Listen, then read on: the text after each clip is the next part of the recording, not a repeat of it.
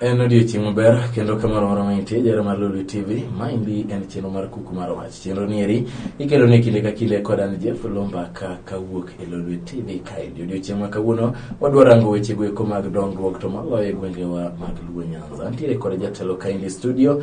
Abro miye thuolo mondo nyisu nyinge lemo nero ma entiere godo e sani eri mawuoye kae to bro dhi nyime kod twak machalo kamaro e studio. Erokamano ya Jeff. Mos oganda wa maneno Lulu TV. Erokamano Jeff, mokwongo doko thuolo ni makende duoko ne TV Lolwe. Erokamano kuom miya nafas ni. Yes. Mondo wabi wawuo gi jogo mantie kodwa. Moso ji tema ni kodwa ni kukue uru. Erokamano. Ibro nyiso gi nyingi kae to gi lemo ma in godo sani eri. An Hilary Alila. An e chairman mar Kenya Professional Boxing Commission, kendo an director e board mar P mar Lake Victoria South Water Board, ma ofise wantie Kisumu.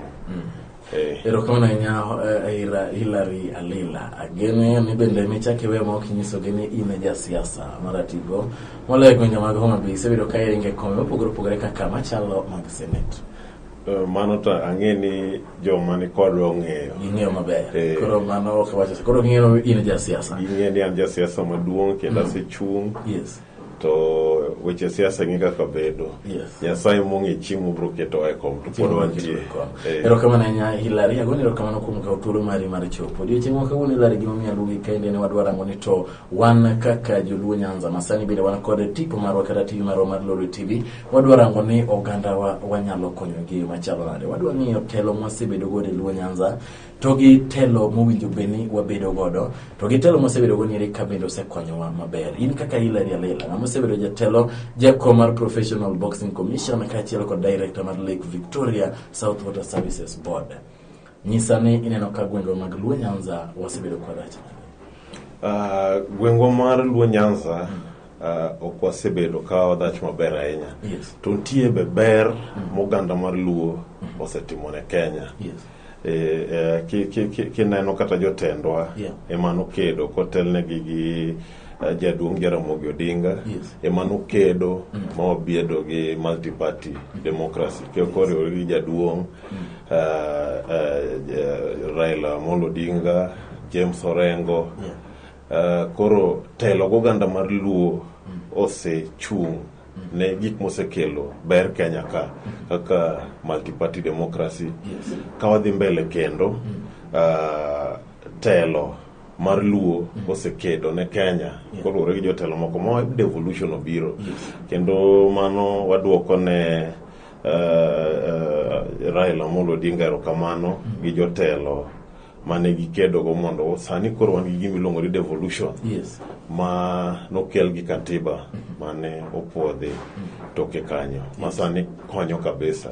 Kata bed na nitiere teko koni gi koni but en gima ber mosetimore Kenya ka devolution. Koro kata ka oganda mar Luo kosebedo ni mbele enye yore moko to nitiere kata mana awachi nyocha ji kede IBC ka joma nyocha kedo rayo sesha ne ka mana koro kujo to kawe mano to nitiere be weche ma pod onego losi kaka mek dongruok pod wan chien dier be pod to thurwa kucho.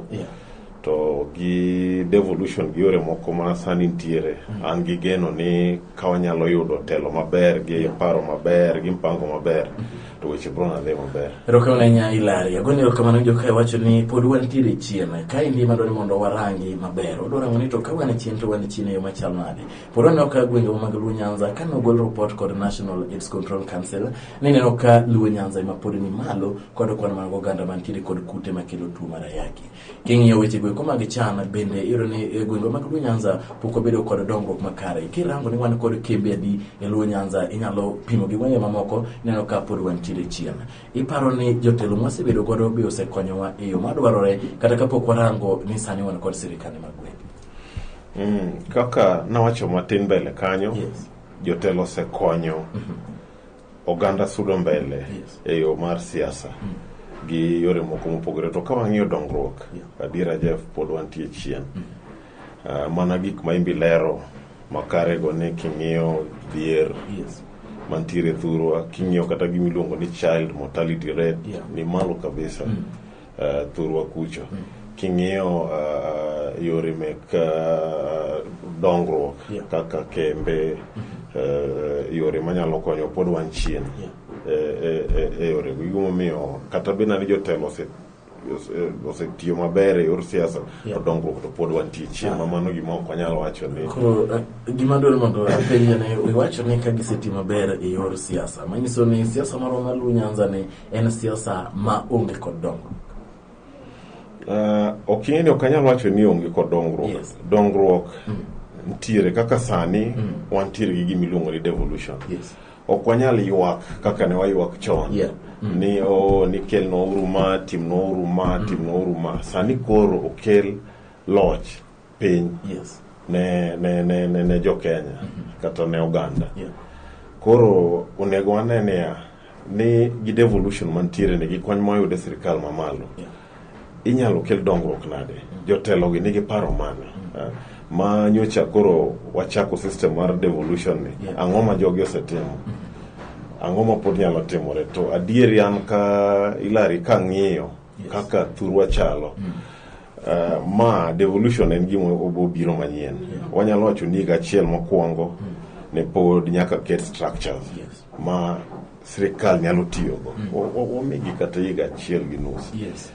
To ka ng'iyo counties ma thurwa kucho, ntiere governors matemo tiyo maber, but thoth gi ok ane kose timo kose yore mek dongruok ka gisekelo gik moko adieri ma nyalo konyo ji. Nikech sani gima wadwaro ni dongruok obi in terms of industrialization.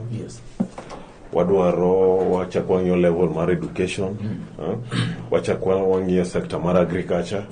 Magi gik manyalo kelo dongruok ne ji.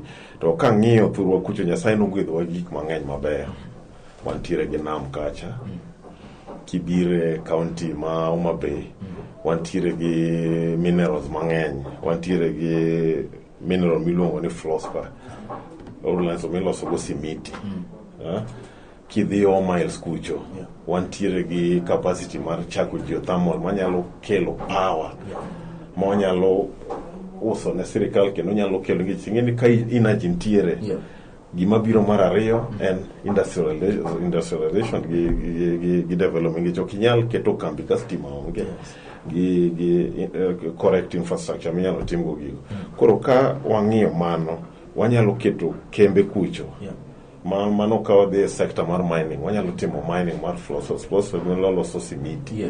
Wawach kata ni mano wantiere go koni ni wantiere gi geothermal, wantiere gi iron ore, wantiere gi gold. Awuoye county ma Homa Bay.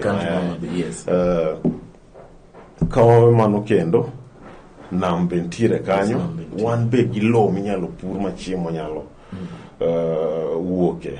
Ma nikech ng'eni wacho ni mwandu ya elo kata gik mawacho te gi ya elo. Koro golo gi mondo kel dongruok okon jogwa. Mondo mano kende nyalo yudo ni Homa Bay nyalo bedo county ma kata namba 1 Kenya kate kaluwore gi mwandu ma wantiere go. Nyocha somo journal moro ni kata oil be sani kambi miluongo ni Talo ma nyocha yudo mafuta Turkana ni timo survey. Samoro wanyalo bedo ni wan gi oil Kisumu, Homa Bay nyaka Migori. Koro ang'o manyalo Ilari awinji kiwacho magi duto, ng'eyo kikwano gik mathoth ma wan godo Homa Bay. To gik ma wan go gi kikare ang'o mondo gwa tiyo kod mwandu gi mondo wakony oganda, nikech mago kwa tiyo godo to waketho dhier, mano kwa tiyo godo to nyithindo wabende dhi sikul maber mondo gibed kod rieko ma ginyalo tiyo godo. Iparo ni ang'o mosemiyo wabedo kod ng'ikruok ni gigi duto ma wan go mikwano gi, wan kod nam, wacho ni wan kod minerals manyalo loso nyaka simiti, wan kod gold ma inyalo kuny, sani bende itemo rangi ni to be wan kod mo e gwenge wa. Ang'o mosemiyo wakawo thuolo malach kapok wafwenyo kaka wanyalo tiyo kod mwandu gi? Gima osechandowa ahinya manyalo wacho en sirikal mosebedo, nikech sirikal mamalo osebedo ka neno ni oganda mar Luo pingo sirikal. koro yudo ni jotelo mane ntiere ndalo mokadho go nok ng'i ni gik mantiere kuma oganda ni odak nyalo tim nade. Koro sirikal be nodiyo ji, sirikal ma osebedo ndalo mokadho go nikech ne gineno sirikal maduong' osebedo ndalo mokadho no, kanyako wacho mar Kenyatta kod dire mar Moi gisebedo ka githiro gwenge gisebedo ka githiro gwenge mano gima oseduoko chien ahinya mokwongo. Ok wanyal pando gi ji ong'eyo. Mar ariyo telo miwacho ni nikech ing'e ni dongruok nyalo mana bedo kaka sani kapenji ni idhi gero shopping mall Homabay kacha cha, ng'ama biro biro nyiewo gik moko. Kigero hotel maduong' kanyo, ng'ama biro biro nende. Ing'e ni nyaka ikwong i-empower ji joma ni piny go ma gibed gi pesa ma ng'ato nyalo dhi yuri capacity mar nende hotel megero kata mar dhi shopping mall kanyo nyiewo ang'o timo to magi makuro. Mar ariyo mawacho ni telo be in miwacho gino kendi telo be jotelo be thoth gima osebedo kata beda nosediwa ok ose invest piny kucho to ok wanyal ywak sate gi gik mosetimore chien. An aneno ni sani koro waneuru kaka wanyalo sudo mbele ni gik ma wantiere gogi nyalo konyowa nade, structures aina mage ma wanyalo keto mondo kony gigi. Anyadwa mi example achiel kende.